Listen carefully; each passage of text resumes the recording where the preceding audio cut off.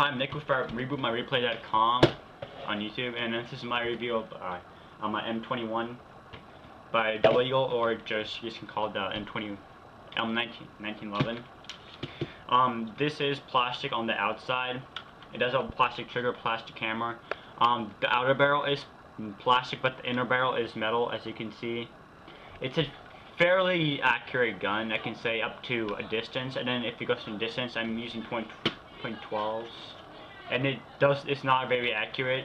It tends to curve up. I would suggest using .2s. They're a lot more accurate, and they withstand more. It does have grip safety right here, so you cannot fire the gun without holding this. And then it does have a real safety, so you can pull it back, but you pull it back and you cannot pull it back, so it's nice. To open this gun up, you push the pin back and you pull this out. And you have two parts. This part, I would say the trigger itself is plastic, but the assembly of the inside of the trigger is metal, which is nice. It has the two lead plates inside the grip, if you can see, sort of a little bit. The metal parts are pretty much the spring, the guide, and the barrel, which are nice. And to put it back, you just simply slide it back in until you see both the holes connect, and just pop it back in. And then the only bad thing about this gun is that it's loud, and that it's kind of hard to cock it back. But after a while, you get used to it. The bad things about the clip is that it jams. The spring jams. It does hold 20 rounds, which is pretty decent. It's a lot better than the cheap airsoft guns you get in Walmart, which hold about 10 to 15 rounds for a spring.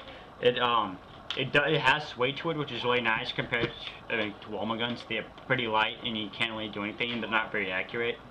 This is 265 feet per second, so it does penetrate a lot of things. My brother has a 250, and his does not penetrate anything, which is kind of gay.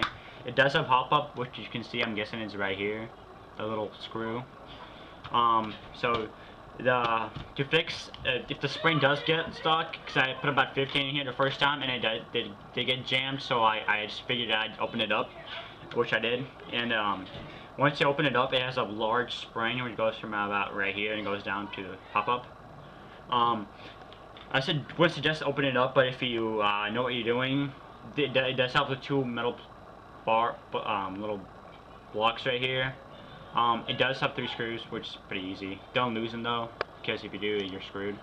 But on the top right here, if you notice it, if you get the first gun, you start shaking it. There's a little piece right here.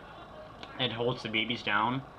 I took it out for one reason, and one reason only, is because it makes noise, and then also when you actually try to load, it actually jams it sometimes, which is not good, so I took it out because it was pointless. This gun has an open port, as you can see. That's actually very nice. It's actually a lot easier to see if you have any bullets left without opening the clip all the time. The clip release is also plastic, but for some reason it has a little weird thing right here. These two are actually metal, the little bolts, screws. This gun is, I would give it a 7.5 out of 10.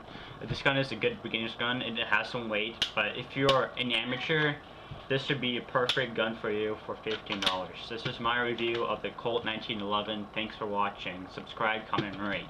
Bye. Peace.